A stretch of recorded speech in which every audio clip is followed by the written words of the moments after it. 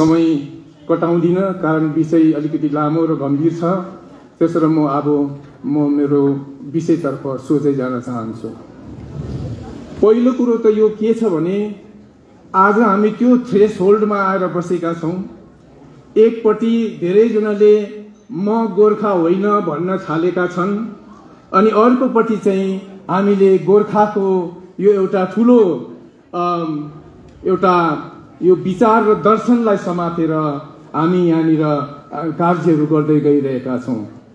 आज वास्तवमै भन्नु भने मेरो जो विचार छ, मैले प्रस्तुत गर्दै गरेको यो भूमिका नै अलिकति कन्ट्रोभर्सियल हुन सक्दछ र हजुरहरूले ध्यान दिएर सुन्नुभयो भनेदेखि चाहिँ साँच्चै नै आजको यो मेरो जुन चाहिँ सम्भाषण छ त्यसको भ्याल्यु हुन्छ भन्ने मलाई लाग्छ। म भन्छु एकैजना गोर्खा देखाइदेऊ, किनभने हामीले विभिन्न जाति समुदायहरूबाट मुछिएर एउटा सुन्दर दर्शन जहाँ चाहिँ जात जातको भावना छैन, जाति जातिको भावना छैन, विभिन्न प्रकारको यो जुन चाहिँ अनुवंशिक एन्थ्रोपोलोजिकल डिफरेन्सेसलाई नमानेर हामी विभिन्न जात र जातिका समुदायहरू मिसिएर एउटा दर्शनमा पसेर जो जाति भेद बिना एउटा समुदायको निर्माण भएको छ जसको नाम चाहिँ हो गोर्खा।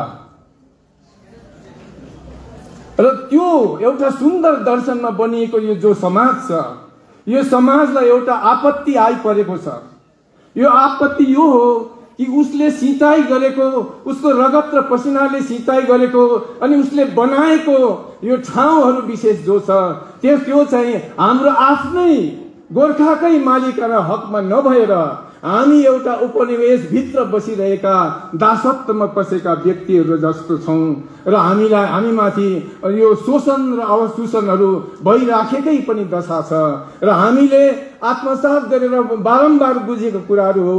हामीमाथि मार्जिनलाइजेसन, सीमान्तीकरण, विभिन्न कुराहरू, विभिन्न प्रकारको हाम्रो जुन चाहिँ नागरिकताको हकहरू छ त्योदेखि वञ्चित गर्दै गइरहेको दशामा हामीले आफैलाई पाउँछौं।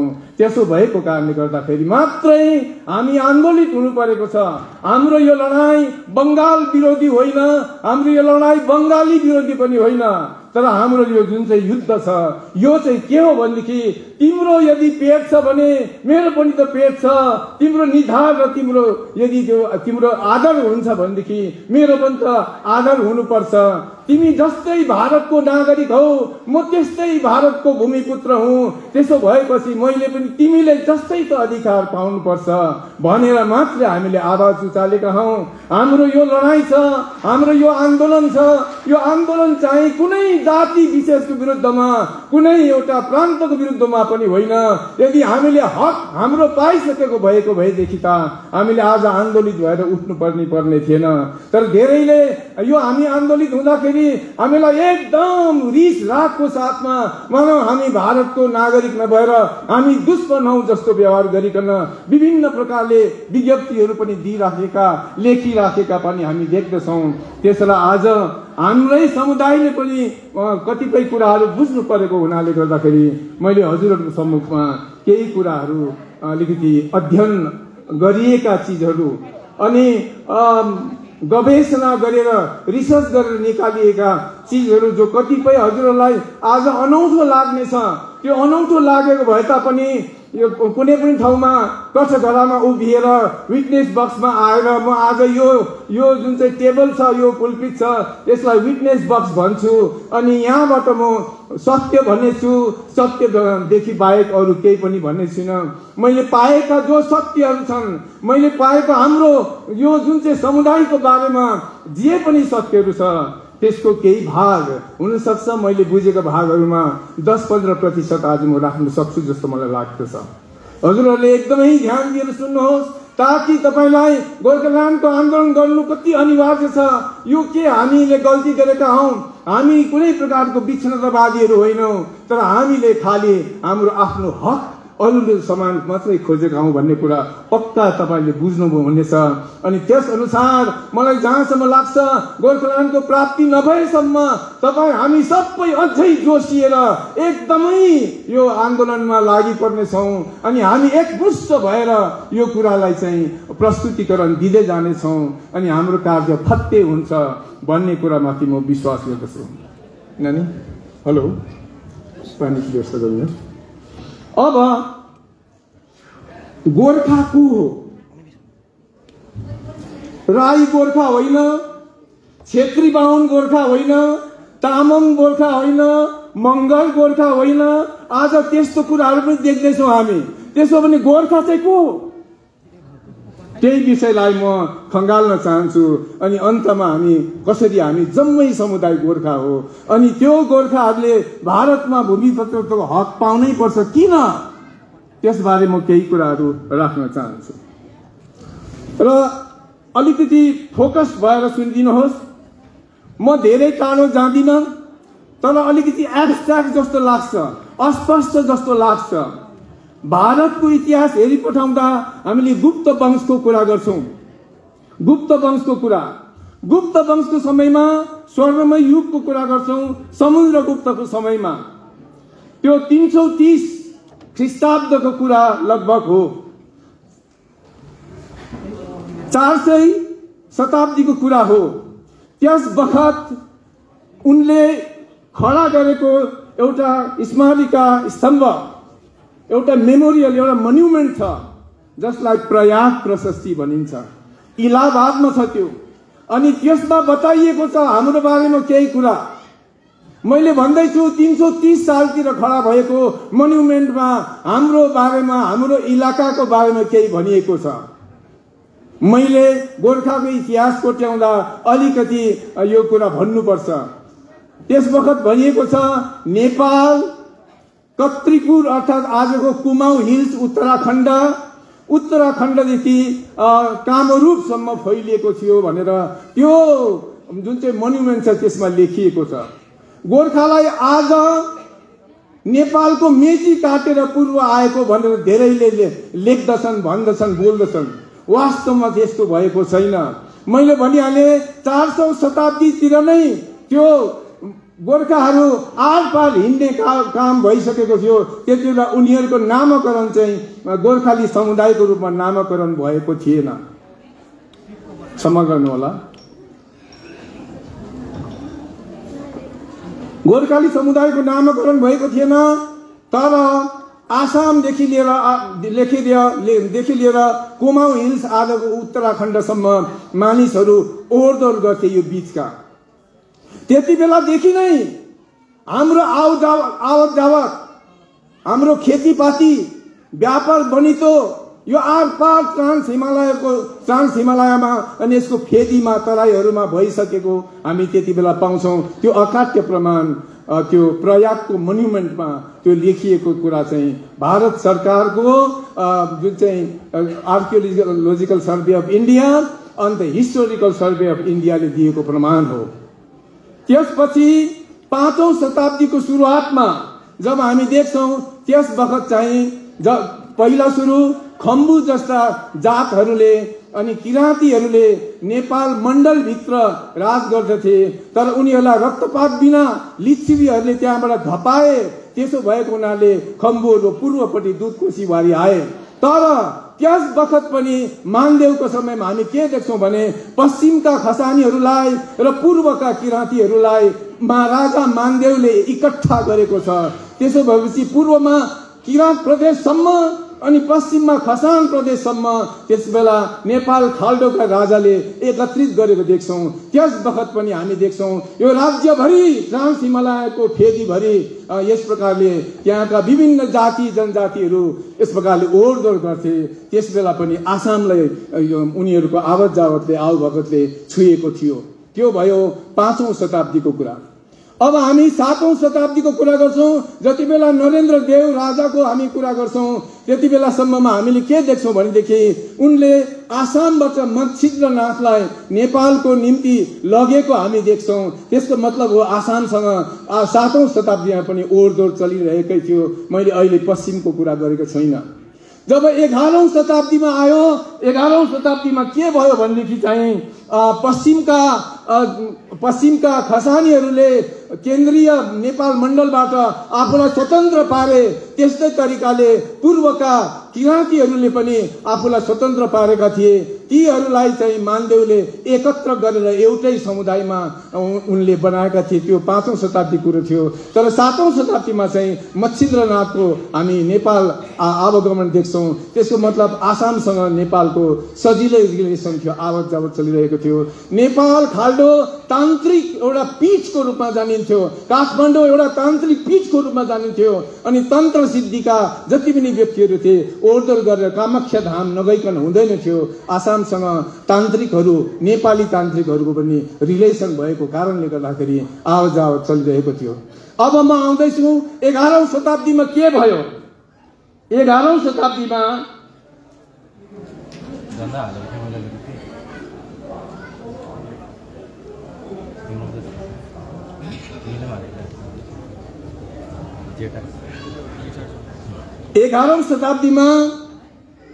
यहाँनिर हामी देख्छौं तल काठमाडौँ लेखिएको छ। यहाँनिर नदेखिँदो रहेछ। यहाँ तल कुनामा काठमाडौँ लेखिएको छ। यसले काम गरेन। यहाँ उता काम गर्दैछ, यो सेतोमा काम गरेन, माफ गर्नु होला। तल काठमाडौँ लेखिएको छ। छेउमा त्रिशुली नदी छ। त्यहाँदेखि लिएर गढवालसम्म खसानीहरूले राज गर्दै थिए। खसानी भनेको छेत्री, बाहुन, ठकुरी, सन्यासी, कामी, दमे, सार्की, भुजेल, खवास। खसानीहरूले यस प्रकारले गढवालसम्म आजको हिमाचल प्रदेशसम्म राज गर्दै थिए। यो थियो त्यस समयको अवस्था। तर यो समयमा काठमाडौँको वरिपरिका इलाकाहरूलाई नेपाल मण्डल भनिन्थ्यो। तर दुधकोशी नागेर वारी आएका थिएनन्। कारण वारी शक्तिशाली खम्बु र लिम्बू अनि अरू सुनुवार अनि यस्तै याखा जातिहरू बसेका थिए। त्यसो भएको कारणले गर्दा पूर्व नेपालमा चाहिँ किराँतीहरूको प्रदेश थियो। बीचमा मध्य नेपालमा काठमाडौँ अनि वरिपरि कान्तिपुर, ललितपुर, भक्तपुर, पाटन इत्यादि जग्गाहरू मिलिकन नेपाल मण्डल थियो। तर पश्चिममा यस प्रकारले खसान थियो। तर पूर्वका किराँतीहरूको म्याप मैले यहाँ राख्न सकिनँ। यही बखत जति बेला पश्चिममा खसान राज्य चलिरहेको थियो त्यति बेला बंगालमा 4 पुस्ता खम्बुहरूले राज गरेका थिए। के भारतको इतिहासमा त्यो पढाइन्छ? भारतको इतिहासमा त्यो पढाइँदैन। लगभग यही समयमा बंगालमा 4 पुस्ता खड्का राजाहरूले पनि राज गरेका थिए। त्यसको प्रमाण बंगाली पुराना राम्रा विद्वानहरूले लेखिरहेको किताबहरूमा त्यसको प्रमाण छ। त्यसको प्रमाण बंगालमा भएको कलकत्ता म्युजियममा राखेको कनकपत्र अर्थात् स्वर्णपत्रमा पनि छ।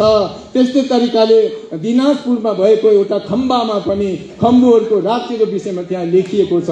त्यसो भने यही समयमा जति बेला पश्चिममा खसान प्रदेश चल्दै थियो, पूर्वमा किराँतीहरूको बंगालसम्म उनीहरूको राज्यगज चलिरहेको थियो।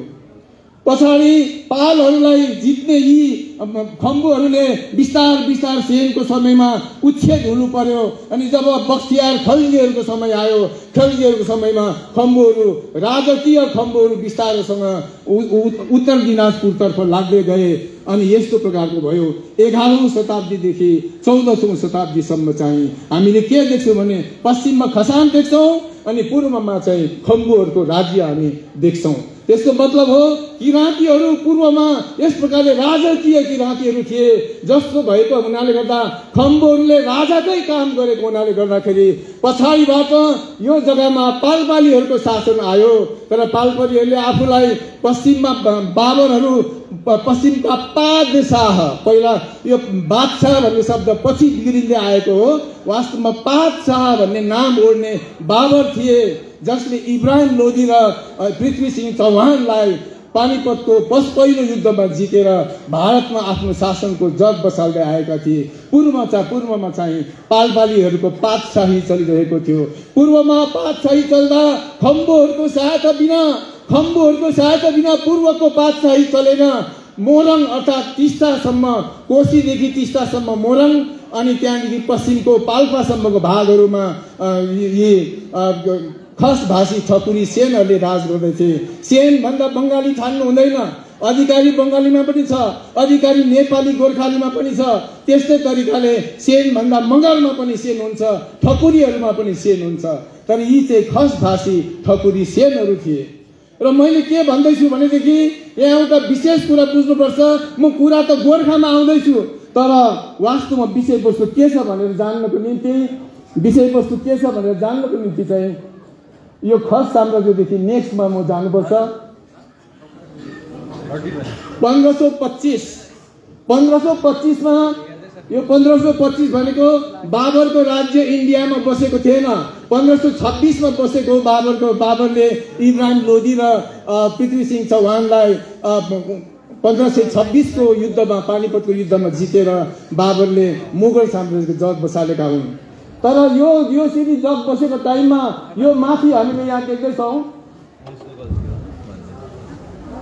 यहाँनिर मोरङ लेखिएको छ, यहाँ भुटान अनि अन्य जग्गाहरू छन्। भन्नुको मतलब हो आज यो रेड पोइन्टरले काम गरेन। र मैले बताउँदैछु सबभन्दा त्यो खाली जग्गा जो माथि छ, यता भुटान छ, त्यहाँदेखि मोरङ छ, त्यहाँदेखि मकवानपुर छ, मास्तिर नेपाल छ, अलिक उता पाल्पा छ, अलिक उता गोर्खा छ, अलिक उता कुमाऊँ छ, अलिक उता गढवाल छ। यो जग्गाहरू खाली छ। यो खाली किन भएको? किनभने यो अथेन्टिक म्यापले यो बताउँछ भारतवर्षमा जो छ त्यति बेला भारतवर्षले यी भागहरूलाई आफ्नो हातमा लिएका थिएनन्। भारतवर्षभित्र अर्थात् मुगलहरूको राज्यले यसलाई कहिले पनि मिल्न सकेन। अब यो के भयो? 1525 मा यस्तो भयो। तर यो 1525 ताकमा पाल्पा भन्ने जग्गादेखि त्यो बीचदेखि लिएर भुटानको छेउसम्म टिस्टासम्म त्यहाँ मुकुन्द सेन भन्ने खस भाषी ठकुरी सेनले जो इलाका जितेका थिए र पाल्पाली राज्य टिस्टासम्म चलिरहेको थियो। म त्यसको प्रमाण यहाँ देखाउँदै जानेछु। र यो भूमि कहिले पनि बङ्गालको थिएन।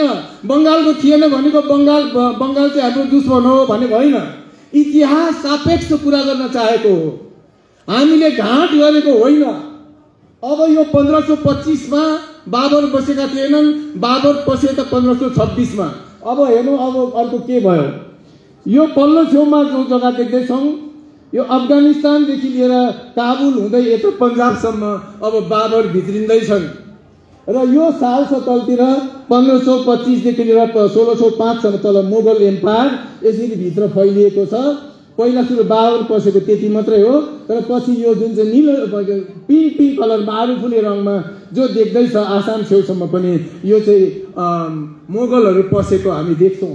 त्यति बेला पनि माथि भुटान छ, मोरङ छ, मकवानपुर छ, नेपाल छ, पाल्पा छ, त्यस्तै तरिकाले गोर्खा छ, कुमाऊँ देख्दैछौँ, पर्तिर काङ्गडा र कश्मीर पनि देख्दैछौँ। यो जम्मै जग्गाहरू खाली थियो। त्यति बेला यो बङ्गालमा पसेन। मुगलको समयमा पनि यो बङ्गालमा पसेन। अब त्यसो भएपछि अर्को आउँछ, माफ गर्नु होला, अर्को यो आउँदैछ। यो चाहिँ के हो भनेदेखि पाल्पाली सेनहरूको राज्यको कुरा हो। अघि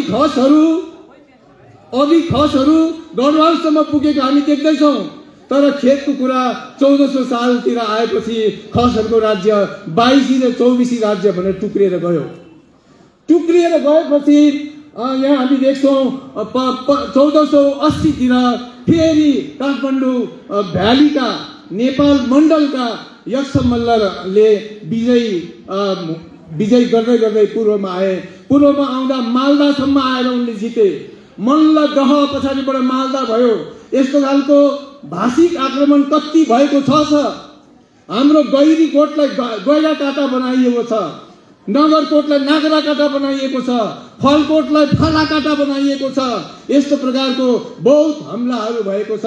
र यो कुरा मैले के गर्दैछु भने यहाँ तल्लो छेउमा पनि हामी देख्छौँ यो तल रातो रातो लेखेको ठाउँमा जलपाइगुडी छ, माथितिर भुटान छ, तलतिर एउटा सानो टुक्रा देख्दैछौँ। यस्तो बगेको धर्का चाहिँ टिस्टा नदी हो, त्यहाँनिर मोरङ त्यहाँ देख्दैछ। मोरङदेखि लिएर गढवालसम्म अघिको खसहरूले विजय गरेको जो राज्य थियो त्यो राज्यहरू पनि लिँदै लिँदै हामीले के देख्छौँ भनेदेखि यी पालपाली सेनहरूले, ठकुरी सेनहरूले पूर्वमा मोरङ टिस्टासम्म, पश्चिममा त्यस्तो तरिकाले गढवालसम्म हामीले जितेको देख्छौँ। तर खेतको कुरा उनीहरूको यो पश्चिमको राज्य सधैँभरि रहिरहेन र पाल्पादेखि मोरङसम्म 4वटा टुक्रा भयो। 4 टुक्रामा सबभन्दा पूर्वको राज्य मोरङ देश अलग्गै छुट्टियो। अनि त्यसको बादमा पश्चिमपट्टि चौदण्डीगढी भन्ने देश अलग्गै छुट्टियो। त्योदेखि अझै पश्चिमपट्टि मकवानपुरगढी भनेर एउटा देश छुट्टियो। त्यहाँदेखि अझै पश्चिमपट्टि पाल्पा भनेर अर्को देश छुट्टियो। यस बखत चाहिँ काठमाडौँ भ्यालीतिरको ललितपुर, भक्तपुर, यो तपाईँको कान्तिपुर, कीर्तिपुरहरू स्वतन्त्र थिए। तिनीहरूलाई पाल्पालीहरूले जित्न सकेनन्। अब के हुन्छ? यस समयमा गोर्खा कहाँ थियो? हामीले यहाँ गोर्खालाई अहिले हामी अर्को नक्सामा देख्छौँ। गोर्खा एउटा सानो टुक्रा थियो। तर पाल्पामा पनि विभिन्न यही जातहरू, छेत्री, बाहुन, ठकुरी, सेनेसी, कामी, दमाई, सार्की, गुरुङ, मगर, तामाङ, नेवार यस्तै जातहरू बसेका थिए। काठमाडौँ भ्यालीमा पनि अर्थात् नेपाल मण्डलमा पनि लगभग यस्तै नै थियो। पूर्वसम्म पनि त्यस्तै भएको थियो। कसरी भयो हामी हेर्छौँ। कसरी भएछ भनेदेखि जब नेक्स्ट हामी हेर्छौँ मुगल एम्पायर 1530 को समय, जब 1530 तर्फ मुगल एम्पायर हामीले यहाँनिर इन्डियामा अलिक बढेको देख्छौँ। त्यति बेला यो तलको अलिक यो तल सेतो छ, माथिको जुन चाहिँ खरानी रङको छ यो खरानी रङको चाहिँ मुगल एम्पायर हो। बाबरको जमानामा अलिक फैलिएर आयो। अनि 1530 यति बेला पनि भुटान अलगै छ, मोरङ अलगै छ, यता कुचबिहार सानो टुक्रा भुटानको यतापट्टि अलगै छ, मकवानपुर अलगै छ, पाल्पा अलगै छ, नेपाल अलगै छ, गोर्खा अलगै छ।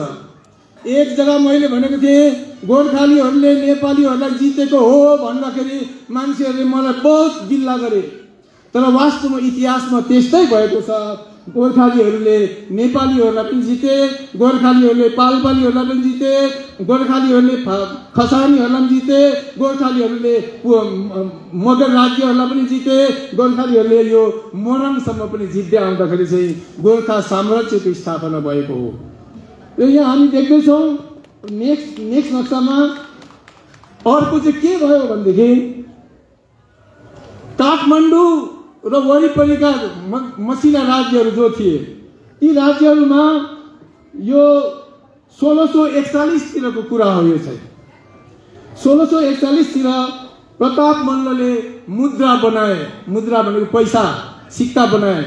अब यिनको राज्यकालमा यो गोर्खामा पछाडिबाट परिवर्तित भएका विभिन्न जात र जातिहरू कसरी विभिन्न ठाउँमा इन्डियामा फैलिए हामी हेर्छौँ। यहाँनिर 2वटा सिक्का छ। Is it on? यो खुला हो। हेलो यहाँनिर 2टा सिक्का छ, यो र यो 2टा सिक्कामा चाहिँ अरबी भाषामा लेखिएको छ। अरबीमा लेखेपछि सेन्टेन्स जो छ त्यसको पनि यस्तो धर्का तानिन्छ।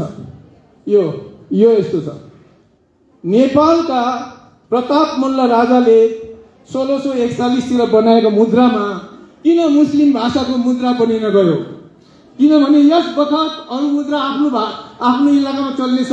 माथिको जुन चाहिँ मुद्राहरू छ तिब्बततिर चल्दै थियो। तर यो मुनिको बिचको जुन चाहिँ मुद्रा छ त्यसमा चाहिँ अरबी भाषामा लेखिएको छ। र यो चाहिँ के थियो भने यसको मतलब हो मुगलानमा पनि नेपालीहरूको व्यापार चलोस्। ढाका, पूर्व बङ्गाल, अहिलेको पश्चिम बङ्गाल भागहरूमा पनि गोर्खालीहरूको व्यापार, गोर्खाली भनेपछि नेपाली भाषीहरू भनौँ, गोर्खा भाषी भनौँ या त खस भाषी भनौँ, यिनीहरूको व्यापार चलोस् भनिकन त्यो चाहिँ एग्रिमेन्ट गरेर बनाइएको सिक्का थियो। 1641 को छेउछाउतिर पनि हामीले भारतमा यो अहिलेको जो नेपाल भनिन्छ, अहिलेको जुन चाहिँ त्यो कुमाऊँ हिल्स र गढवाल हिल्स भनिन्छ, उत्तराखण्ड र यो के भन्छ हिमाचलका मानिसहरू, अनि यता पूर्वमा भएका त्यो मोरङ पहाड भनेको दार्जिलिङ, मोरङ मैदान भनेको सिलगढी, मोरङ पहाड भनेको दार्जिलिङ। तर कोशीदेखि लिएर टिस्टासम्म मोरङ थियो। अनि मुनिका जति पनि राजाहरू थिए, खम्बुहरूलाई चाहिँ पहिलेदेखिका राजा हौ, त्यसो तिमीहरूलाई राई पदवी नै दिन्छौँ भनेर पालपाली छकुरी सेनहरूले भने। त्यसो हुँदा चाहिँ खम्बुहरूले राई पद धारण गरे। तर अहिले चाहिँ खम्बुहरूले होइन, हामी राई होइन रहेछ, खम्बु रहेछ भन्ने बुझ्दैछन् र त्यो कुरा हुँदैछ। त्यस्तै तरिकाले त्यो राज्यकालमा के भएको थियो भन्दाखेरि यो पालपालीहरूको टिस्टासम्मको जुन चाहिँ राज्य चल्यो, त्यो टाइममा सानो थुम्काहरूमा राज्य चलाउँदै गर्नेहरूलाई चाहिँ सुब्बा साहेब भनौँ, सुब्बा भनेको डिस्ट्रिक्ट, त्यसरी सुब्बा साहेब भनौँ भन्दा बृहत्तम लिम्बूहरूको सरदारहरू चाहिँ सुब्बाकरण भए। तर हामीले यो पनि देख्छौँ उपाध्याय बाहुन पनि सुब्बा भएको छ, अनि खत्रीहरू पनि सुब्बा भएको छ। आज मैले समय बचाउनलाई यो एक एकवटा पल्टाइ बसिनँ र त्यो कुरा मैले भन्दैछु। र सुब्बा भनेको पनि पद थियो, पद एउटा गभर्नर जस्तो पद थियो। र आज सुब्बा भनिनेहरूले पनि के गर्नु हुँदैछ भने हामी सुब्बा होइन रहेछौँ, हामी लिम्बू रहेछौँ भनेर त्यो कुराहरू स्वीकार्दै आइरहेका छन्। त्यही बखतमा याखा र कतिपय राईहरूलाई दिवानी पद दिएको थियो।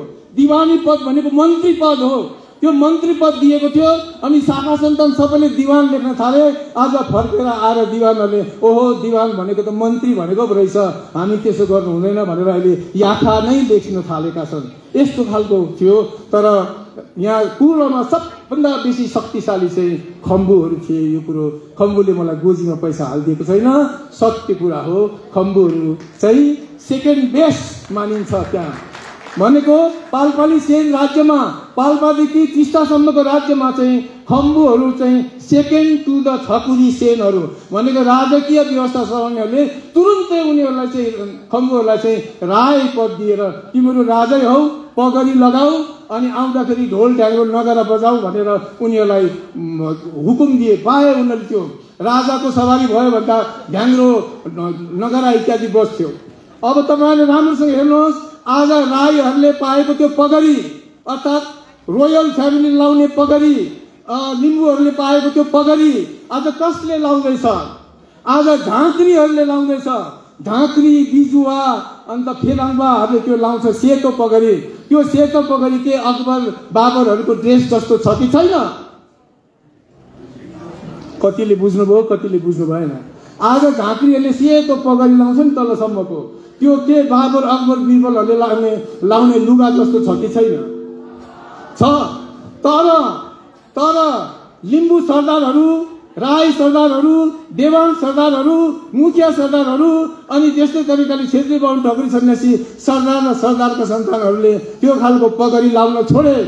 तर धामी, बिजुवा, फेदाङ्बाहरूले अहिले पनि त्यो पगडी लगाइरहेका छन्। तामाङ जातिमा पनि जो चाहिँ अब उयो हुन्छ, बोन्बोखोर मान्ने पुजारीहरू हुन्छन्, उनीहरूले पनि त्यही ड्रेस लाउँछन्।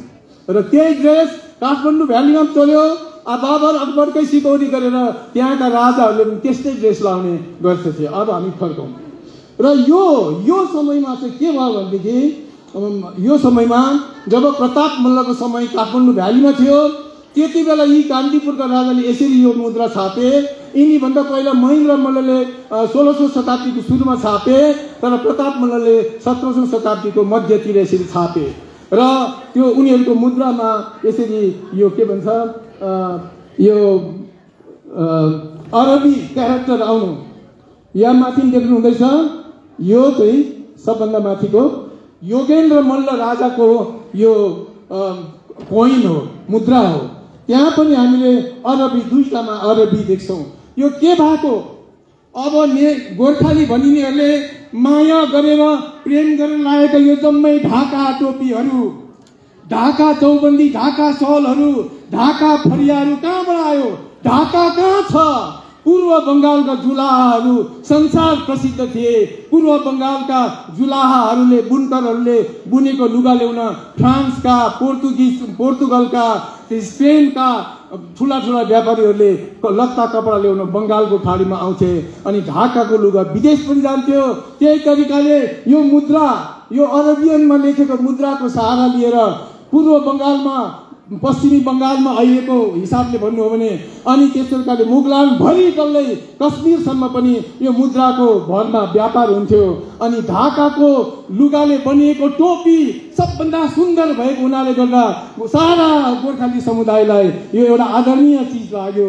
तर बनाउने तरिका हाम्रो आफ्नो छ, तर लुगा चाहिँ ढाकाबाट आएको हुनाले गर्दा आज हामी ढाका टोपी, ढाका पछ्यौरा, ढाका फरिया, ढाका चोलोको यति बिघ्न हामी माया गर्छौँ। तर त्यसको इतिहास यस्तो छ।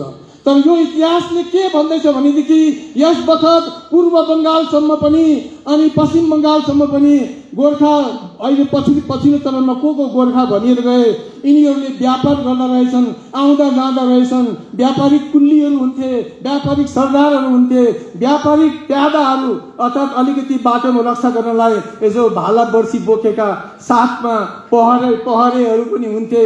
त्यस्तो तरिकाले इन्डियाभरि आर पार यो अहिलेको जो नेपाल भनिने जग्गा र गोर्खाको टुक्रिएको जुन चाहिँ भूमि छ, पश्चिममा गढवाल अर्थात् हिमाचल प्रदेश अनि पश्चिममा उत्तराञ्चल अर्थात् कुमाऊँ हिल्स अनि पूर्वमा भएको यो जम्मै जग्गाहरू एज फार एज यो के भन्छ आसामसम्मको व्यक्तिहरूलाई यो पैसाले पुग्दै थियो। अनि यो पैसाका आधारमा मान्छे आवत जावत गर्दैथे अनि रहन बसन पनि सुरु भयो।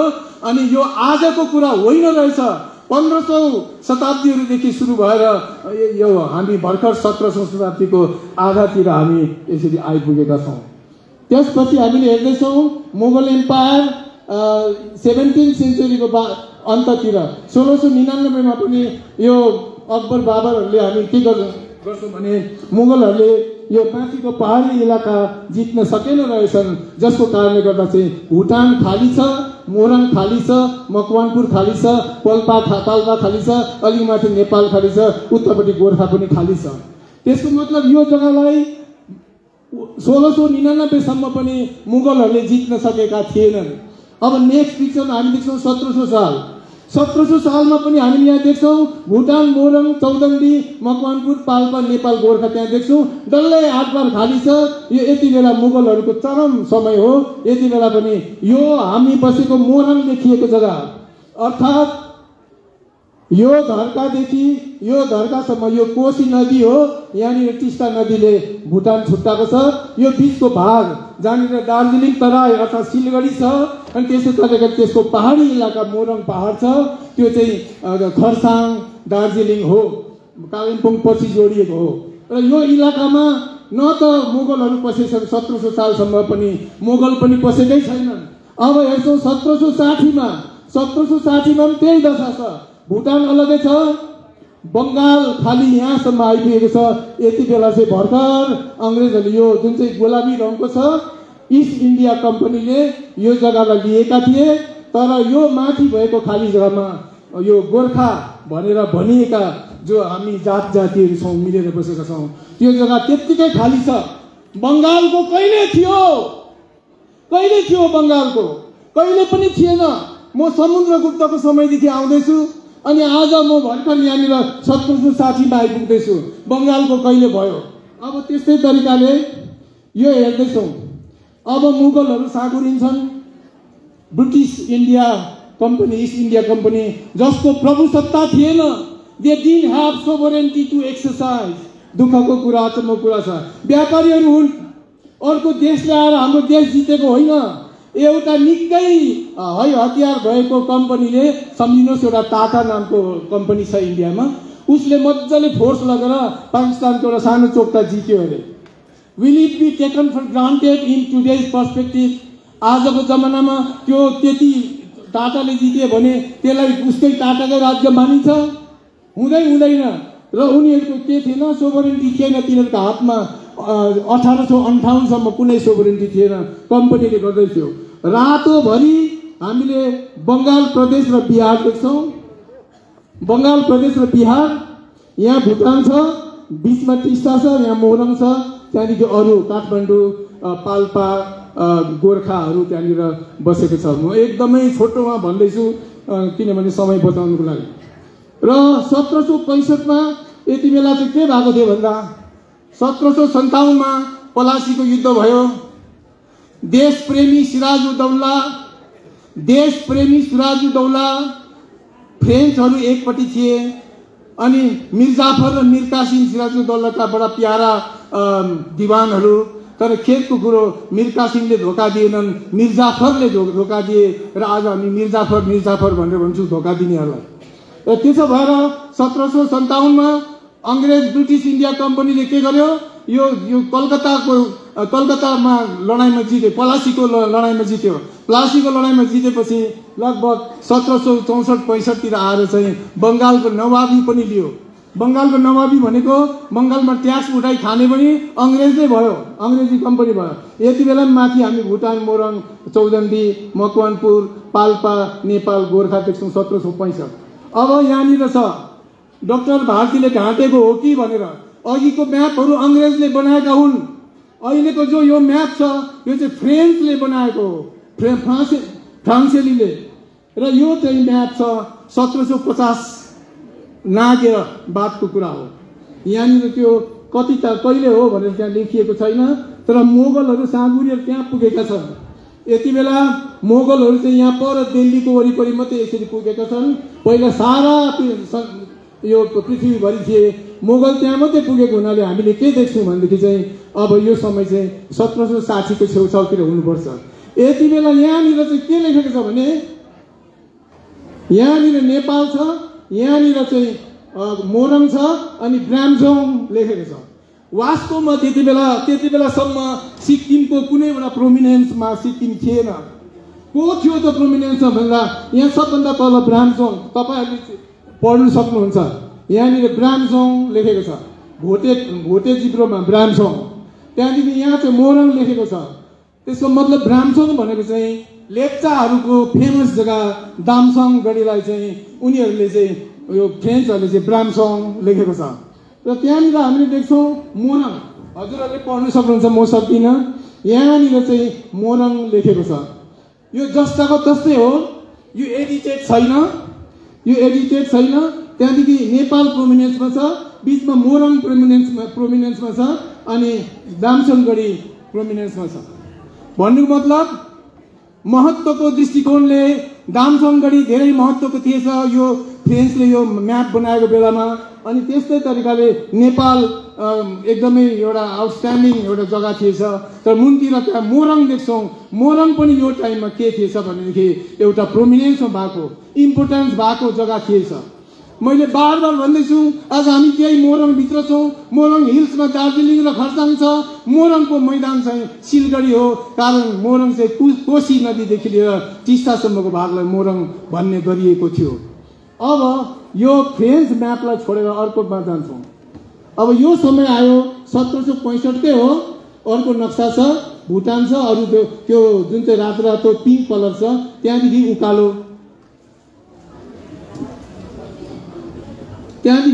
जो छ यो उयो गएको छैन।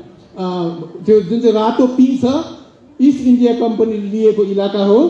त्यो चाहिँ दार्जिलिङभित्र पसेको छैन, मोरङभित्र पसेको छैन। भाइले मलाई लट्ठी ल्याइदिनु भएछ। यहाँनिर यो ठाडो धर्का छ, यो चाहिँ कोशी नदी हो। यो छड्के परेको छ, यो चाहिँ टिस्टा नदी हो। त्यसको बिचमा मोरङ छ अनि यहाँ चाहिँ भुटान छ। यति बेला पनि सिक्किम प्रोमिनेन्समा आएको छैन, किनभनेदेखि 1765 मा पनि सिक्किम प्रोमिनेन्समा आएको छैन।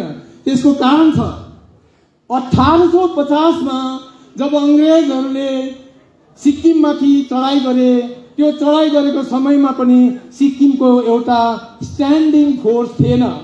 फोर्स अफ रेगुलर्स भनिन्छ, अर्थात् उनीहरूको अलरेडी वेशभूषा लगाएर रेडी भएर बस्ने, डेली कवायद दिनै पछि एक्सर्साइज गर्ने, प्र्याक्टिस गर्ने अनि रेडी भएर बस्ने सिपाहीहरू थिएन, फौज थिएन। 1850 सम्म पनि धेरै कुराहरू इतिहासमा झुट बोलिएको छ। र यो समयमा पनि बंगाल माथि गएको छैन, बरु बंगाल नाम गरेर बिहारलाई पनि बंगाल प्रेसिडेन्सी भित्र हालिएको थियो। Next map. अब यसमा हामी के देख्छौँ भनेदेखि यो म्याप चाहिँ 1792 को म्याप हो। 1792 आइपुग्दाखेरि अलिकति कुचबिहारपट्टि अलिकति उनीहरूको केही हकडक चलेको देख्दैछौँ। तर कुचबिहार इन्डियाभित्र भारत स्वतन्त्र भएको 1947 साल 48मा त्यसको डिसिजन लियो अनि 49मा त्यसलाई भारतभित्र गाप्ने काम भयो अनि 1950 जनवरीमा मात्रै 1950 को जनवरीमा मात्रै भारत स्वतन्त्र भएर बादमा कुचबिहार एउटा राज्यलाई बङ्गालभित्र हालियो।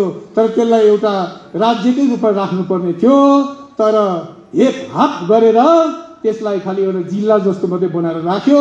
कारण त्यो विदेश थियो, स्वदेशमा हाल्दा भारतको तरिका अर्कै छ। गोवा दामन दीवलाई विदेशबाट लिएपछि तुरुन्तै त्यसलाई के बनाइयो भन्दाखेरि चाहिँ युनियन टेरिटोरी बनाइयो। ठिक त्यस्तै तरिकाले पोन्डुचेरी थियो, पोन्डुचेरीलाई पनि इन्डियामा हाल्दाखेरि त्यो विदेशी जमिन थियो, भारतमा हाल्ने साथ तुरुन्तै त्यसलाई युनियन टेरिटोरी बनाइयो। त्यसले स्पेशल स्ट्याटस पाउनु पर्ने थियो।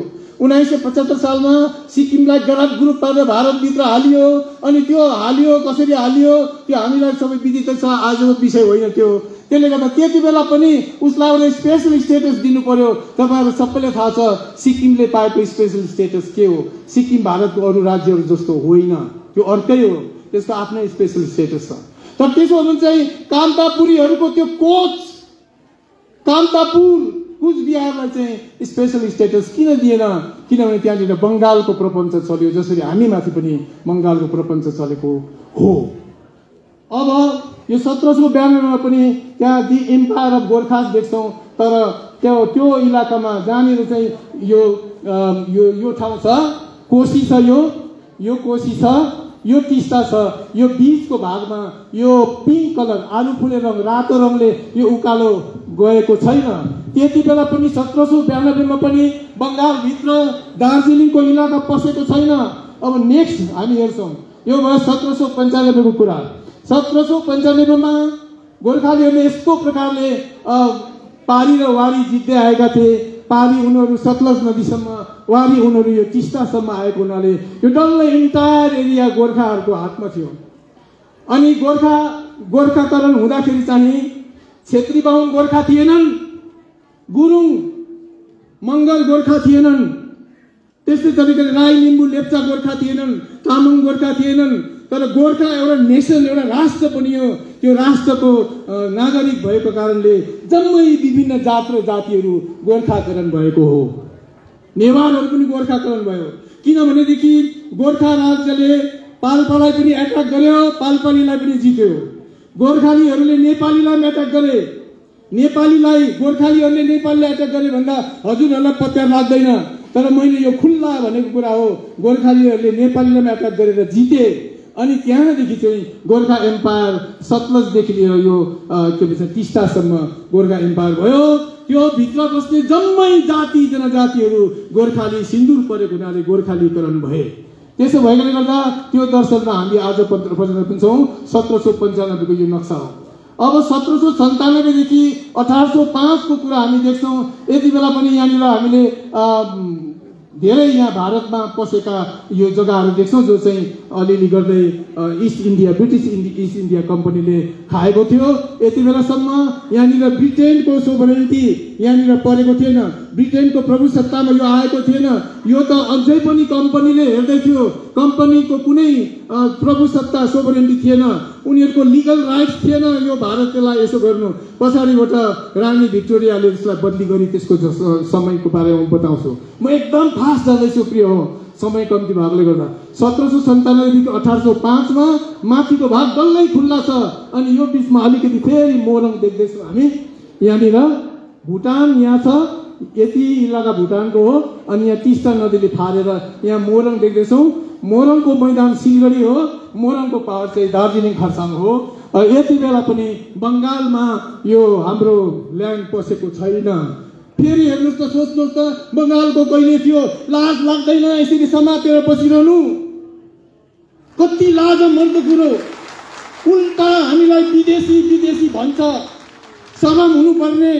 जुन जुन भाइ बहिनीहरूले विदेशीको लान्छना लाएर सिलगढीतिर बदमासी गर्छन् तिनीहरूलाई मानहानिको मुद्दा लाएर हाम्रो बङ्गाली सरकारले नै जेलभित्र हाल्नुपर्ने हो। यो मानहानि हो, बहुत ठुलो जघन्य अपराध हो, यो जिनोसाइड हो, मुखले गर्दै गरेको जनहत्या हो, यो हालिनुपर्ने कुरा हो ठिङ्गुरभित्र। अब आयो 1 अप्रिल 1807 को नक्सा, त्यसमा पनि एम्पायर अफ गोर्खा छ। यहाँ एउटा बडा भयङ्कर कुरा छ, त्यो कुरो चाहिँ के हो भनेदेखि यहाँसम्म पनि सिक्किम देख्दैनौँ, अहिलेसम्म पनि भुटान देख्दैछौँ, तर खेतको कुरो सिक्किम प्रोमिनेन्समा आएको छैन, यता भुटान छ। तर यहाँनिर एउटा वर्ड छ नगरकोट भन्ने। यो नगरकोट चाहिँ 1835मा ब्रिटिस इस्ट इन्डिया कम्पनीले जब सिक्किमबाट सानो टुक्रा जग्गा लियो, त्यो जग्गा लिएको समयमा नगरकोटको उँभो भनेको छ। त्यो चाहिँ अहिलेको जहाँनिर तपाईँ हामी दार्जिलिङेहरूले, दार्जिलिङे भनेको यो महकुमा भनेको होइन, दार्जिलिङ डिस्ट्रिक्टकोहरूले हामीलाई थाहा छ। पानीघट्टा छेउमा दुधे भन्ने जग्गा छ, दुधेको बजारले यसो काटेर मिरिकपट्टि आउँछौँ, त्यो बाटोको मुनतिर चाहिँ पानीघट्टा माथि दुधेको बजारदेखि मुनि त्यो चाहिँ नगरकोटको जग्गा हो। कोट चाहिँ नेपाली भाषाको शब्द हो, अर्थात् गोर्खाली खस पर्वतीय भाषा हो। कोट भनेको किल्ला भनेको हो, जस्तो बाग्राकोट, गैरीकोट, आँपबारी, फलकोट, यो कोटहरू जो छ त्योहरू चाहिँ जम्मै किल्लाहरू हुन्। तर आज मैले अघि भनिहालेँ सन्यासी कोट, सन्यासी काटा, सन्यासीलाई काटेको जग्गा बनाइदिएको छ।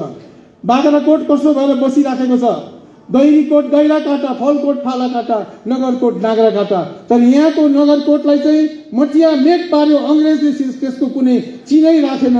तर डिड अफ ग्रान्ड 1835मा हेर्नुभयो भने नगरकोटको बारेमा तपाईँले पढ्न पाउनुहुन्छ। अब यहाँ हेर्नुहोस् के भएछ त। जब पालपाली राज्य यहाँनिर टिस्टासम्म थियो, विस्तारसँग गोर्खालीले पालपालीलाई जिते। गोर्खा त्यति बेला सानो टुक्रा यहाँ मात्रै थियो, पाल्पा यहाँ थियो, काठमाडौँ नेपालहरू यता थिए, मोरङ यहाँ हामी देख्छौँ, हो मोरङ यहाँ देख्छौँ। यस्तो दशामा गोर्खाकोहरूले वरिपरि जित्दै गए। नेपाल हाने, गोर्खालीले नेपालीहरूलाई जिते, गोर्खालीहरूले मकवानपुरीहरूलाई जिते, गोर्खालीले पालपालीहरूलाई जिते। त्यस्तै तरिकाले लास्टमा गएर गोर्खालीहरूले मोरङलाई पनि जिते। र मोरङलाई जित्दाखेरि के भयो भनेदेखि सपना रिसै भयो। गोर्खाली यो मोरङलाई जित्दा चाहिँ के भयो भनेर भन्दाखेरि चाहिँ हामी बसेको भूमि दार्जिलिङ जिल्लाको कालिम्पोङ छोडेर रहल जो जिल्ला थियो, त्यो जिल्लाहरू पनि गोर्खाभित्र पस्यो। अनि त्यो भित्र खेतीबारी गर्दै गरेका, पशुपालन गर्दै गरेका, अनि ब्रिटिस मिलिट्रीमा रोङपुरतिर गएर बरकन्दाज अर्थात् सिपाहीहरू भएर बस्ने मगर, राई, लिम्बूहरूको पनि फर्केर आउने घर यहीँ थियो। त्यसको प्रमाण म अहिले यो किताबबाट दिन्छु। यो खालि एउटा किताब लिएको छु मैले। यहाँ त आज 50औं किताबहरूको मैले कुरा भन्दैछु, तर यो एउटा किताबको बारेमा चाहिँ अलिकति भन्छु। किनभने हामीमा ती लान्छना छ, हामी मेची काटेर आएको हामीलाई लान्छना छ, त्यो एकदम गल्ती हो। त्यसो भएर म यो कुरा भन्दैछु। र यहाँ हामीले के देख्दैछौँ त, यहाँ टिस्टा नदी, यहाँ टिस्टाले छर्केले छ, यो टिस्टा नदी, यहाँ मोरङ छ। यसरी यो यहाँसम्म 1780मा आइपुगे। अनि यहाँनिर हामी देख्छौँ लास्टमा यो इलाकाहरू चाहिँ गढवाल यहाँ छ, यहाँ कुमाऊँ छ, अनि पश्चिममा एकदम पन्जाब केसरी रञ्जित सिंहको जो इलाका थियो त्यसको छेउसम्म चाहिँ हामीले देख्छौँ गोर्खाहरूको यो एम्पायर, गोर्खाली एम्पायर 1814सम्ममा ट्रान्स हिमालयन रेन्जको फेदीमा हिमालय पनि लगाएर मैदानी इलाका गर्दै गर्दै यत्रो लामो आकारमा यो गोर्खाली एम्पायर बसेको थियो। अनि त्यो भित्रका जम्मै जाति जनजातिहरू चाहिँ सरकार त गोर्खा, त्यसले गर्दाखेरि नेपालकाहरू नेपाली भनेको जस्तै गोर्खा एम्पायरकाहरू गोर्खाली भए। र आज हामीले, म त बहुत खुसी छु, हामीले गोर्खाल्यान्डको आन्दोलन गर्छौँ, गोर्खा गोर्खा भन्छौँ, चिच्याउँछौँ, कारण हामी नेपाली कहिलेसम्म थियौँ भनेदेखि 1816सम्म गोर्खाली इम्पायरका हामी प्रजा थियौँ।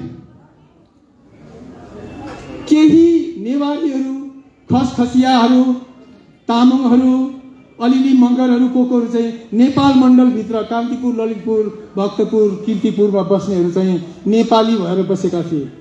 भाषा त्यही बोल्दैछ, जाति त्यही हो। पल्लोपट्टि बसेको छ तमिलहरू, श्रीलङ्कामा छ श्रीलङ्कन, तमिलहरू भारतमा छ इन्डियन, बङ्गालीहरू बङ्गलादेशमा छ बङ्गलादेशी, बङ्गालीहरू भारतमा छ भारतीय इन्डियन। त्यस्तै तरिकाले यो के भयो भने यो सबै यो इलाकाको जम्मै मानिसहरू गोर्खालीकरण भयो। तर यहाँ देख्छौँ, मैले अघि भन्दै थिएँ इतिहासमा झुट पढाइएको कुरा, यो 1800 साल नाङ्गाको कुरा हो। किराँती प्रदेशलाई त्यस बखत यहाँनिर चैनपुर भन्ने यत्रो लामो चैनपुर छ, तर खेतको कुरो किराँतीलाई नै यो आज थाहा छैन। कारण अङ्ग्रेजको बादमा अरू जसले लेखे तिनीहरूले झुटा इतिहास पढाएको हुनाले गर्दा किराँतीले यो भुलेका छन्। वास्तवमा यहाँदेखि यहाँसम्म किराँतीहरूको चैनपुर थियो। यहाँनिर सानो सिक्किम लेखेको छ। सिक्किम यति बेला पनि प्रोमिनेन्समा आएको थिएन। सिक्किम र भुटानलाई ठुलो प्रोमिनेन्समा ल्याउने चाहिँ ब्रिटिस नै हो। अब यहाँ हामी देख्छौँ यतापट्टि भुटान, त्यो भुटान लेखेको जग्गा आज कालिम्पोङ हो, त्यो चाहिँ अहिले भुटान रहेन। र त्यो सानो बिचको जुन चाहिँ नदी छ, यो नदी छ यहाँको, यो चाहिँ टिस्टाको दुईटा हाँगा छ, यो र यो हाँगा। तर एज फार आज यहाँनिर पछाडिबाट गोर्खालीहरूले जितेका हुन्। त्यसरी हुँदाखेरि चाहिँ के भयो भनेदेखि अब हामीले देख्छौँ त्यहाँसम्मका जम्मै चाहिँ गोर्खालीकरण भए। नेक्स्ट यहाँ हामी देख्छौँ यो बडा मजाको कुरा छ। गोर्खालीहरूको शासनकालमा सन् 1805 सुब्बा दशरथ खत्रीलाई विक्रम सम्वत 1862 भनेको हाम्रो सन् एडी चाहिँ 1805 पर्छ। र यो थुप्रै इलाकाहरू यो इलाका र मोरङमा गई काम गर्नका लागि दिएको पत्र, यो पत्र छ, उहिलेको लिपिमा लेखिएको छ। अनि त्यो पत्र अनुसार चाहिँ मोरङ अर्थात् दार्जिलिङ, खरसाङ, कालिम्पोङ र सिलगढीमा आएर काम गर्नको लागि चाहिँ केन्द्र सरकारले, त्यति बेला गोर्खाली केन्द्र सरकारले यो मोरङमा गएर काम गर्नको लागि दिएको कुरा हो। विजयपुर आजको तपाईँको यो के अरे धरान हो। विजयपुर जिल्ला मोरङ, पहिला देश थियो मोरङ, तर जब यो गोर्खालीहरूले जिते त्यसलाई एउटा जिल्लामा परिणत गरे र मोरङमा गएर काम गर्नको लागि दिएको यो चिठी थियो। त्यस्तै तरिकाले 1806 मा पनि हामी यहाँनिर देख्छौँ, यहाँ पनि त्यही कुरो लेखिएको छ। 1863 विक्रम सम्वत अनि हिसाब गरेर ल्याउँदा सन् 1806, त्यति बेला पनि यो कुरा भनिएको छ। मोरङ शब्द विजयपुर जिल्ला मोरङमा दरबस्तको लागि यो दिएको चिठी हो। त्यसो भएपछि अब सिलिगुडीको टुप्पासम्म, दिनाजपुरको माथिल्लो टुप्पादेखि लिएर सिलिगुडीको तलको टुप्पासम्म, त्यहाँदेखि उँभो जम्मै इलाका मोरङ थियो। अनि टिस्टालाई चाहिँ नेपालले त्रिशोता भन्दै थियो। यहाँ त्रिशोता छ। यो त्रिशोता भनेको टिस्टासम्मको हो कुरा। त्यस्तो तरिकाले यहाँ पनि त्रिशोता भनेको छ कि भनेर म खोज्दैछु, नभनेको भए तापनि मोरङ चाहिँ यहाँ मेन्सन भएको छ। र हामीले बुझ्छौँ टिस्टासम्म मोरङको जम्मै इलाका गोर्खाहरूको हातमा परेको हामी देख्छौँ। अब अर्को एउटा बहुत ठुलो बङ्गालबाट छापिने गरेको, नर्थ बेङ्गल युनिभर्सिटीबाट छापिने गरेको किताबहरूमा बहुतै नराम्रो, बडा बेइज्जत पेनले, फाउन्टेन पेनले गरेको जिनोसाइड छ, अर्थात् कलमले गरेको जनहत्या छ। त्यहाँनिर एनएल पब्लिसर्स भन्ने पब्लिसरले लेखेको किताबहरूमा सबै उल्टा पुल्टा जे पाए त्यही लेखेको छ। अनि रेस्ट अफ इन्डियाका विद्वानहरूले त्यही पढ्दैछन्, आइएएसहरूले त्यही पढ्दैछन्, र हाम्रो दिल्लीका ब्युरोक्राट्सहरूले पनि त्यही पढ्दैछन्, र त्यो सत्य उनीहरूले देख्न पाएका छैनन्। यहाँनिर के छ भने जम्मा यो चाहिँ भयो 1816। यहाँ लेखेको छ सिडेड ल्यान्ड, यहाँनिर लेखेको छ 1816। र 1816 मा यहाँबाट यो इलाकाबाट गोर्खाली शासन हटेर जानु पर्यो। तर त्यो गोर्खाली शासन हटेको टाइममा हामीले के देख्छौँ भनेदेखि यति बेला चाहिँ अङ्ग्रेजले लिइहालेको थिएन र सिक्किमलाई सुपुर्द गर्यो। त्यति बेला यहाँनिर जम्मा 7वटा बजार देख्छौँ, 7वटा बजार। दार्जिलिङमा त्यति बेला अङ्ग्रेज आउँदाखेरि 100 जना मात्रै मान्छे थियो भनेर ढाँट छ। त यो बजार चाहिँ के को लागि 7वटा बजार हो? कुकुर बिरालो फ्याउरा ब्वाँसो भालु स्यालहरू आएर त्यहाँनिर सामग्री किन्थे र बेच्थे। यो मैले बनाएको हो, यो अङ्ग्रेजले बनाएर राखेको हो। त्यसले गर्दा त्यति मात्रै छैन, दार्जिलिङको इलाकामा हामी त्यहाँनिर ओल्ड गोर्खा स्टेसन भन्ने देख्छौँ। आज त्यो यहाँको जिमखाना इलाका हो। अर्को ओल्ड गोर्खा स्टेसन चाहिँ कहाँ हो भनेदेखि यहाँनिर यो गुम भन्ज्याङको इलाका ओल्ड गोर्खा स्टेसन हो। त्यस्तै तरिकाले हामीले यहाँनिर देख्छौँ यहाँ लेखेको छ मिरिक स्टकेट। मिरिक स्टकेट भनेको मिरिकको किल्ला को आउँदा, अङ्ग्रेज आउँदा 1816मै भेटेको मिरिकको किल्ला भनेको छ। पछि भत्किएर गयो, मटिया मेट भएर गयो, चिन समेत रहेन। त्यसकै छेउमा नागरी स्टकेट भनेको छ, नागरीको किल्ला। तर नागरीको किल्ला, मिरिकको किल्ला पौवागढी अर्थात् आज फुवागढी बनाइदिइसक्यो। खासमा पौवा अलिकति ताबर भएको गढी, पौवा भएको गढी पौवागढी। तर त्यो पौवागढीले फुगढी भन्नु थालिसक्यो, बिगारिदियो। धजेलाई धजिया बनायो, बतासियालाई बतासिया बनायो, आँपबारीलाई आमबारी बनायो, आँप बोटेलाई आम बोटे बनाइदियो। हामीले हेरेकै छौँ। सुखेलाई सुखिया बनायो, धजेलाई धजिया बनायो, लिङ्गेलाई लिङ्गिया बनायो। यस्तो के गयो लाज लाग्दैन? हाम्रो ओरिजिनालिटी मेटाउँदै लैजानु लाज लाग्दैन? अनि हामी चाहिँ के सोच्दैछौँ र हामीले जे गर्दैछौँ राम्रो गर्दैछौँ। तपाईँलाई मेरो स्यालुट, हजुरले यो प्रोग्राम राख्नुभयो र मैले अलिकति 2-4वटा कुरा गर्न पाएँ। तर यो भन्न चाहेको छातीभरि भएको कुराको 10% पनि सायद मैले भनेको छुइनँ।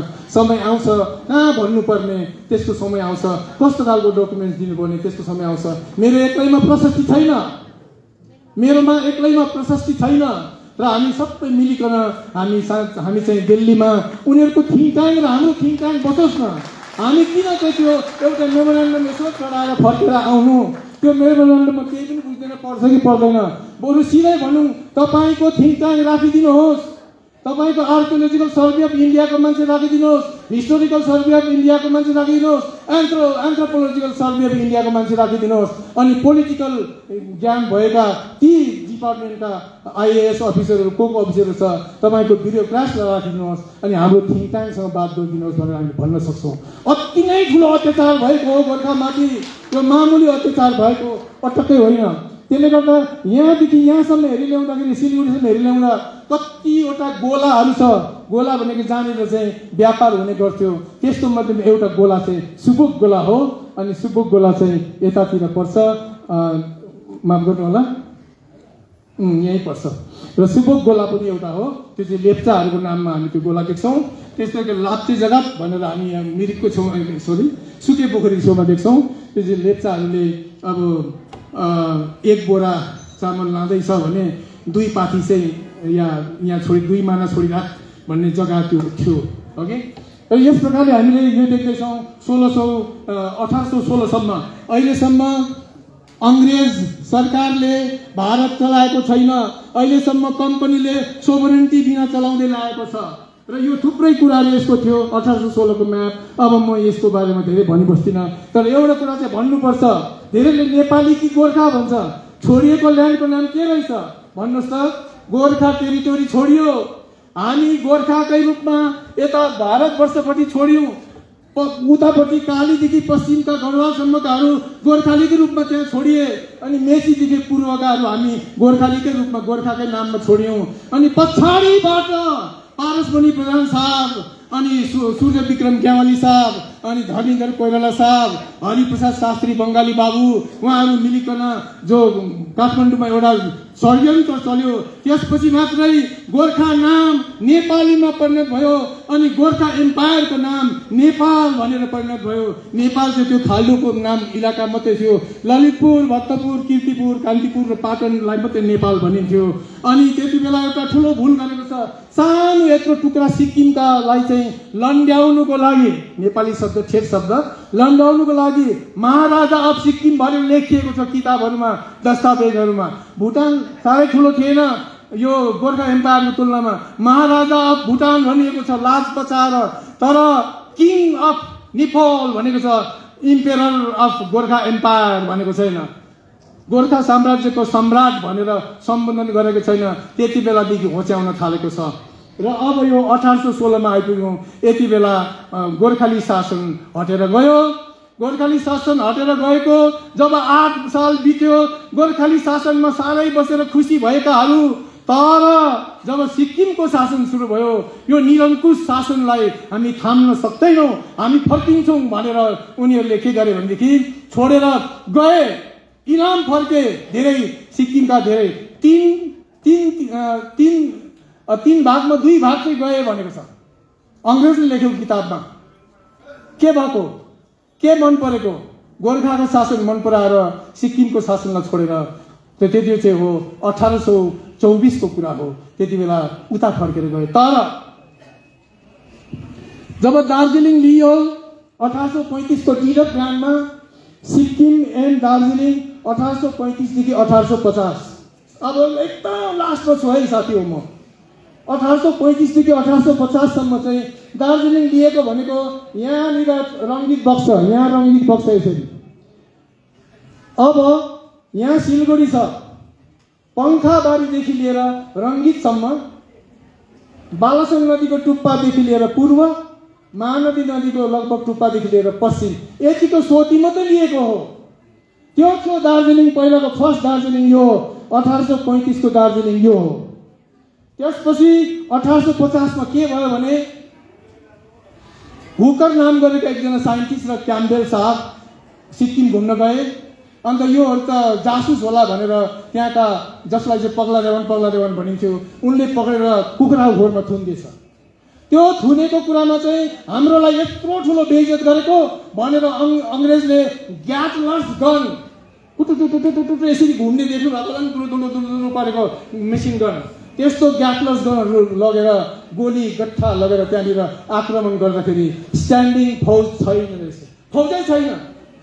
दोरी र चोया अनि के अरे बाँसको यस्तो यस्तो बनाएर त्यहाँ ढुङ्गाको थाप लगाएको, चट्टै बाँस काट्दा चाहिँ ढुङ्गा लडेर ओह्रालो जाने त्यस्तो बनाएर बसेका रहेछन्। अनि सिक्किमको हार भयो।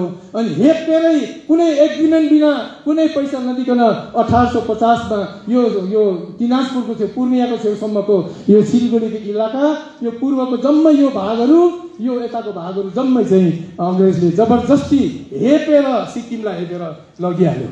त्यति गरेपछि त्यो टुप्पादेखि तलसम्म दार्जिलिङ डिस्ट्रिक्ट भयो। अब डुवर्सको ल्यान्ड हामी किन माग गर्दैछौँ, डुवर्सको इलाका हामी किन माग गर्दैछौँ, त्यसको कारण छ। मैले एक्ज्याक्ट साल भन्नुपर्ने हुनाले गर्दा म अलिकति अब एकदमै अन्तमा आउँदैछु, चाल पाइहाल्नु हो र मैले त्यो कुरा भन्नुपर्छ। र डुवर्सको कुरा गर्नुपर्दाखेरि चाहिँ जब समय आयो गोर्खाका राजा राम शाहको समयमा भुटानका राजा चाहिँ सामद्रुप नवाङ नामग्याल थिए। उनीसँगको रिलेसन एकदमै राम्रो थियो। अनि एउटा ठुलो बृहत एक्जोडस, एउटा ठुलै यात्रा, जग्गा छोडेर अर्को ठाउँमा जाने यात्रा भयो। किन भन्दाखेरि मधेसबाट आएका मधेसिया जातिले मेरो सिधा साधा जातिलाई साह्रै अत्याचार गर्छन्, रेप गरेर लुटी लान्छन्। त्यसले गर्दा तिम्रा लडाका जातिहरूलाई ल्याएर यो मेरा सुधा साधा भुटनिजहरू बसेको र मधेसिया जात बसेको बिचमा राखिदेऊ न भनेर भन्दाखेरि चाहिँ त्यति बेला चाहिँ राजा प्रताप शाह गोर्खाका राजाले त्यहाँनिर छेत्री बाहुन ठकुरी सन्यासी कामी दर्मे सार्की गुरुङ मगर केही तामाङहरू नेवारहरूलाई ल्याएर चाहिँ यो डुवर्समा ल्याएर बसाल्यो। त्यो बसालेको जग्गा डुवर्स भनेर चिनिन्छ, वास्तवमा त्यो द्वार हो। अनि प्रत्येक त्यो डुवर्स अलग अलग डुवर्स थियो। त्यति मध्येमा एउटा द्वारको नाम चाहिँ खालिङ द्वार छ। खालिङ द्वार, आज त्यो खालिङ द्वार आसामपट्टि परेको हुनुपर्छ। त्यस्तै तरिकाले बिसन सिंह द्वार भन्ने छ। बिसन सिंह थापाको नेतृत्वमा गएर बसेकाहरूको नाममा त्यो बिसन सिंह द्वार छ। सामसिंह थापाको नाममा भएको द्वार अहिलेसम्म सामसिंह नामले जानिँदैछ। भुटानमा मगर नामको अलगै जिल्ला छ, चामलिङ नामको अलगै डाँडो छ। अनि त्यहाँदेखि बाग्राकोटको छेउतिर किराँत नामको जग्गा थियो, त्यसलाई मेटेर अर्कै नाम हालेको छ, मेरो दिमागमा पसेको छैन। यसो म्याप हेऱ्यो भने चाल पाइहाल्छौँ। किराँत मेटेर किन त्यो नाम नयाँ नाम हाल्यो, त्यो एउटा नाम छ, मेरो दिमागमा अहिले आएन, मलाई क्षमा गर्नु होला, किनभने म अति स्पिडमा जाँदैछु, यो किताब पक्रेको छुइनँ। र त्यो डुवर्सको आरपार जग्गामा 18 द्वार थियो। 18 द्वारमा केही द्वार आसाम द्वारभित्र हालियो। अनि वेस्टर्न द्वार, पश्चिमको द्वारहरू चाहिँ मैले सक्न आँटेकै हो नानी हो, पश्चिमका द्वारहरू जो छ त्योहरू जम्मै चाहिँ आज बङ्गाली द्वार बनाएर राखिएको छ। वास्तवमा त्यो बङ्गालको द्वार थिएन, त्यो द्वार मात्रै थियो। अनि त्यहाँ चाहिँ बस्ने जातिहरू चाहिँ गोर्खाका विभिन्न जात र जातिहरू बसेका थिए। अनि त्यो द्वारको कनेक्सन चाहिँ फलकोट आमबारी, आज आमबारी फालाकाटा भन्छ, आमबारी फलकोट त्यो किल्लासँग जडित थिए। त्यो पनि भुटानको इलाका थियो। त्यहाँदेखि तुरुन्तै बैकुण्ठपुर अनि सिलगढीहरू हुँदै यो इलाकामा हाम्रा जातिहरू बसेका थिए। अब यहाँ हामी हेर्दैछौँ, यो लगभग लास्ट म्यापतिर आयौँ हामी। किराँत यहाँ छ, यो यहाँदेखि द्वार, यो गहिरो रङको चाहिँ यो जम्मै द्वारहरू हो, डुवर्स भनिन्छ आज। त्यसरी यहाँ आसामसम्म हामीले द्वार देख्छौँ र यस्तो प्रकारको यो छ। हामीले रहेको 7वटा 8वटा द्वार जो आसाममा पसेको त्यो पनि मागेका छौँ। हामीले सुनकोटसम्मको द्वार मात्रै मागेका छौँ, हाम्रो म्यापमा हालिदेऊ न भनेर हामीले भनेको त्यति मात्रै हो। त्यति पनि गर्नु सक्दैन। अङ्ग्रेजले किन यो जग्गा हाल्यो? किनभने अङ्ग्रेजलाई गोर्खा चाहिएको थियो।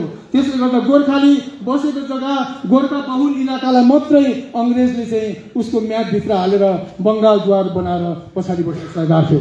यही जग्गा चाहिँ अहिले लास्टमा जो हाम्रो यहाँको हाम्रो थिम पोस्टर जो छ आरपार, त्यसमा हेर्छौँ, त्यसको सेप हेरिराख्नुहोस्। अहिले यहाँदेखि लिएर यति जो इलाका छ, यो इलाका चाहिँ हाम्रो नक्सामा दार्जिलिङको नक्सा यहाँनिर राखेर अनि त्यहाँदेखि चाहिँ यो पाटा यतिसम्म ल्याएर हामीले म्याप बनाएका छौँ। अब अन्त एकदमै अन्तमा हामी छौँ। यो अन्तिम कुरा चाहिँ के छ भनेदेखि एकदमै ध्यान दिएर सुन्नुहोस् है। यो अब यहाँ छ गाँठी कुरा। इन्डिया 1956 1956 सालमा एउटा जिनोसाइड भयो, ठुलो जनहत्या भयो। एब्जर्भ एक्ट बनियो। एब्जर्भ एक्ट बनेपछि दार्जिलिङ डिस्ट्रिक्ट कालिम्पोङसँगै जोडिएको, त्योलाई पनि जलपाइगढीलाई पनि, अनि त्यो चाहिँ 56 को कुरा हो। तर जनवरी 1950 मा चाहिँ त्यही इलाकाको यहाँनिर भएको सानो टुक्रा यति नै, यहाँ यतिको चिरिक्क यतिको एउटा राज्य थियो कान्तापुर अर्थात् कुचबिहार, त्यसलाई त्यति बेला हालेको थियो। र यहाँ आउँदाखेरि एब्जर्भ एक्ट जब आयो, त्यो एब्जर्भ एक्ट आउनुभन्दा अगाडि 1947 सालमा वेस्टर्न पाकिस्तान, इन्डिया र इस्ट पाकिस्तान बनिएको थियो। यति बेला राम्ररी नक्सा हेर्नुहोस्, यो भाग आरुफुले रङको छ, हल्का आरुफुले रङको छ। मालदादेखि लिएर तल मात्रै बङ्गाल थियो, मालदादेखि तल मात्रै बङ्गाल थियो। अनि यहाँनिर सेतो देखेको छौँ, अहिले बङ्गलादेशको इलाका हो, त्यति बेला इस्ट पाकिस्तान थियो। यो सिलगढीको पुच्छ, यो इलाका जहाँ चाहिँ आज के छ, उत्तर दिनाजपुर दक्षिण दिनाजपुर छ। यो इलाका चाहिँ बिहारबाट लिएर चाहिँ पछाडि यो बङ्गाललाई कन्टिन्युटी, यो दार्जिलिङसँग कन्टिन्युटी दियो। त्यति बेला चाहिँ इस्ट पाकिस्तान र बिहारको बोर्डर यसरी लागू भएको थियो। त्यति बेला बङ्गालसँग जोडेको थिएन, जोडिएकै थिएन। 1956 मा एउटा अत्याचार भयो अनि जबरजस्ती हाम्रो इच्छाको विरुद्धमा। अनि जति बेला चाहिँ के हुँदै थियो भन्दा भाषाका आधारमा आन्ध्र प्रदेश राज्य बन्यो, अनि भाषाकै आधारमा अरू राज्यहरू बनिँदै गएका थिए। अनि त्यही समयमा गोर्खाले पनि भाषाका आधारमा राज्य पाउनुपर्ने थियो। तर खेतको कुरा, बिसी रोय जस्ता विद्वान तर खराब चातुरी गर्ने, मनमा भित्र अलिकति कालो पालेका यस्ता व्यक्तिहरूको नेतृत्वमा एउटा ग्रुप बसेर के गर्यो भनेदेखि हैन यो चाहिँ छोड्नु हुँदैन भनेर उनीहरूले के गर्यो भने यो जति पनि गोर्खाली भन्नेहरू छ उनीहरूले राज्यको माग गर्न आँटेको छ। त्यो चाहिँ के हो भनेदेखि राईले राई बोल्छ, गुरुङले गुरुङ बोल्छ, लेप्चाले लेप्चा बोल्छ। यो गोर्खा भाषा बोल्ने त खालि छेत्री बाहुन टोकरी सन्यासी कामी दमाई शान्ति मात्रै हो। यति मान्छेलाई कसरी राज्य दिन सक्छौँ भनेर त्यो मिसइन्टरप्रिटेसन, मिसइन्फर्मेसन दिल्लीमा गयो। अनि त्यस समय नै हामीले राज्य पाउनुपर्ने थियो, हामीले त्यो राज्य पाउन सकेनौँ। के हो मैले लगभग सकेँ। र यसो भएको कारणले गर्दाखेरि एउटा सारांश पढेर 5वटा पोइन्ट छ, त्यो 5वटा पोइन्ट भनेर म तपाईँहरूबाट बिदा त लिँदिनँ, त्यतै आएर बस्छु। 1 नम्बर पोइन्ट, दार्जिलिङ, कालिम्पोङ, तराई डुवर्स बङ्गालको कहिले पनि थिएन। आजको जति पनि बात भयो त्यसबाट बुझ्नुभयो। म एकचोटि 3 नम्बरमा जाँदैछु। दार्जिलिङ, खरसाङ, कालिम्पोङ, सिलगढी र इभन जलपाइगुडीको त्यो भाग जहाँ चाहिँ जो चाहिँ कहाँबाट लियो, भुटानबाट लियो, ट्रिटी अब्लिगेटोरी ल्यान्ड, त्यो जो इलाका थियो त्यसले गोवा, दामन, दिउ, पोन्डिचेरीले जस्तै स्पेशल स्टेटस पाउनु पर्ने थियो, किन दिएन? हामी भारतका नागरिक हौँ। हामीले संविधानको आधारमा बोल्दैछौँ, कसैको अगेन्स्टमा बोलेको छैनौँ। हामीले जातिको अगेन्स्टमा बोलेको होइन। हाम्रो अधिकार किन यसरी लुकायो भनेर सोधेको हो। हाम्रो दुश्मनी राखेको होइन। हामीलाई यसरी यस्तो प्रकारले हामीलाई वञ्चित गराएको छ। हाम्रो देशभित्रकाहरूलाई हामीलाई आमा बाउ हुँदाहुँदै टुरा बनाइएको छ। गोर्खा भूमिसितै काटिएका कालीजीकी पश्चिमकाहरू अनि मेचीजीकी पूर्वकाहरूलाई 1950 को सन्धि लागू हुँदैन। त्यो नेपालका नेपालीहरूलाई लागू हुन्छ। अब एउटा पोइन्ट, अस्ति तल शहीद दिवस मनाउँदै थियौँ, त्यतिबेला मैले एउटा भुल गरेँ। हतारमा जिब्रो चिप्लेछ। धेर बोल्नेको शुद्धि हुँदैन, धेर खानेको बुद्धि हुँदैन भन्छ। जिब्रो चिप्लेछ। त्यो जिब्रो चाहिँ के चिप्लेछ भने मेरोमा भारतवर्षले गोर्खाहरूलाई सँगसँगै गोर्खाहरू बासिन्दा सँगसँगै काटेर राखेको जो ल्यान्ड थियो 1816 मा लगि सिद्ध्याएको जो ल्यान्ड थियो, त्यो ल्यान्ड चाहिँ 64,000 वर्ग किलोमिटर ल्यान्ड थियो भन्नुपर्ने, त्यो दिन 67,000 भनी पठाएछु सर। 64,000 वर्ग किलोमिटर ल्यान्डसँगको हामी भारतभित्र पसेका हौँ। त्यसको मतलब के हो भन्दा आजको हिमाचल प्रदेश, आजको उत्तराखण्ड, केही भाग यूपीमा, केही भाग बिहारमा, अलिकति बङ्गलादेशमा अनि बङ्गालको यो जुन चाहिँ उत्तर दिनाजपुर छ त्यहाँ पनि पसेको छ हाम्रो ल्यान्ड। अनि बङ्गालभित्र हामी दार्जिलिङ, खरसाङ, कालिम्पोङ भएर बसिराखेका छौँ, गोर्खा बसेको ल्यान्ड। कालिम्पोङको ल्यान्ड छोडेर, कालिम्पोङको ल्यान्ड अलगै हिसाब छ, त्यो भागलाई छोडेर 64,000 वर्ग किलोमिटर ल्यान्ड भारतमा गोर्खासँग आएको हो। भारत सरकार त खुसी हुनुपर्छ। गोर्खाहरू कति शान्तिप्रिय, यिनीहरू विद्रोही होइन, यिनीहरू देशद्रोही होइन, कस्तो भक्तहरू यिनीहरू, कति सहेर बसेको भनेर भारत सरकारले आज बुझ्नुपर्छ। त्यसो भएको कारणले गर्दाखेरि 64,000 वर्ग किलोमिटर ल्यान्डमा 6,450 होइन सर हामीले मागेको 6,450 किलोमिटर वर्ग किलोमिटर मात्रै माग्दैछौँ। कहाँ त्यसको 10 गुणा कम्ती माग्दैछौँ। त्यति दिनु सक्दैन? किन त्यस्तो गरेको?